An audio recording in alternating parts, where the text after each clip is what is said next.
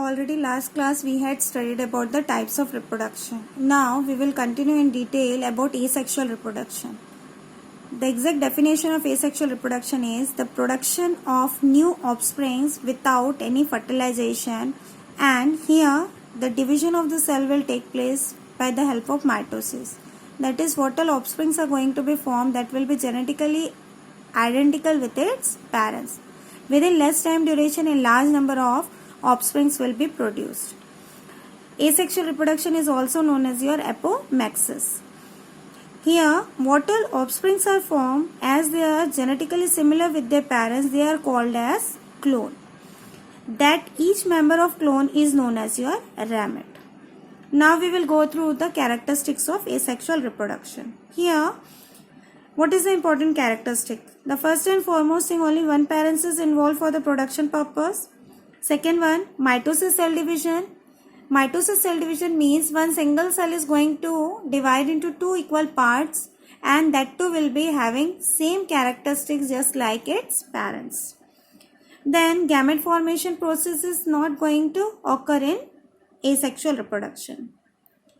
Then types of asexual reproduction. Basically, 6 types of asexual reproduction are there. First one is our binary fission, second one is multiple fission, third one spore formation, then budding, then after that agamospermy, then asexual reproduction by vegetative propagation. That we will see in detail. First of all, we will see about the binary fission and multiple fission.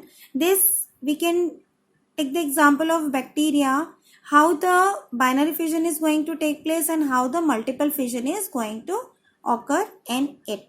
Then for budding, we will see the hydra, how the hydra is going to show the lateral outgrowth, and from that lateral outgrowth, how the complete hydra is going to be developed. In the same manner, you can see the yeast also, how the lateral outgrowth are going to take place and how it is going to germinate. Then by spore formation, generally children's spore formation is going to take place by the help of fungus, because they are capable to develop the spore. Some examples are conidophore, aplanospore, that we will see later.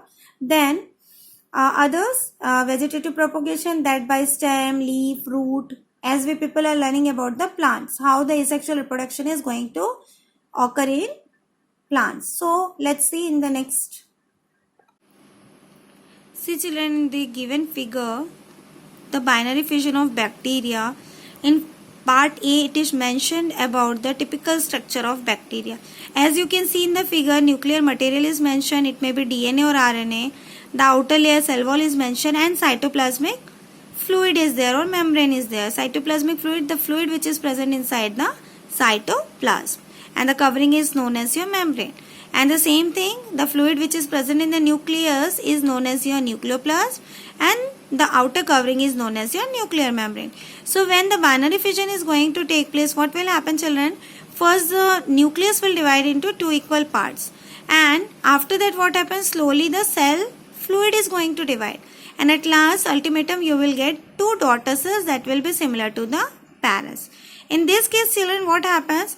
The division of the nucleus is known as your karyoplasm, and the division of the cytoplasm is known as your cytokinesis, and at last you will get two daughter sisters.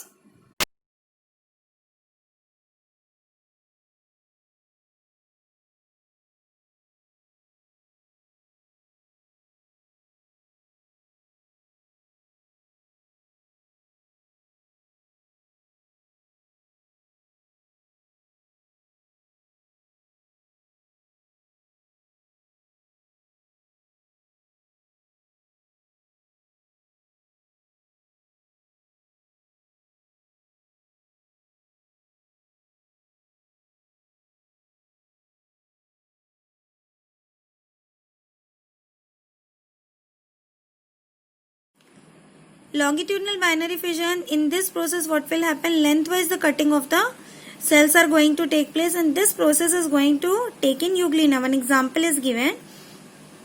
Same phenomena, first karyoplasm will be there, then after that cytoplasm, but this process will be carried out in a longitudinal manner, that is lengthwise, and the product you will get, that will be in a into two daughter cells only.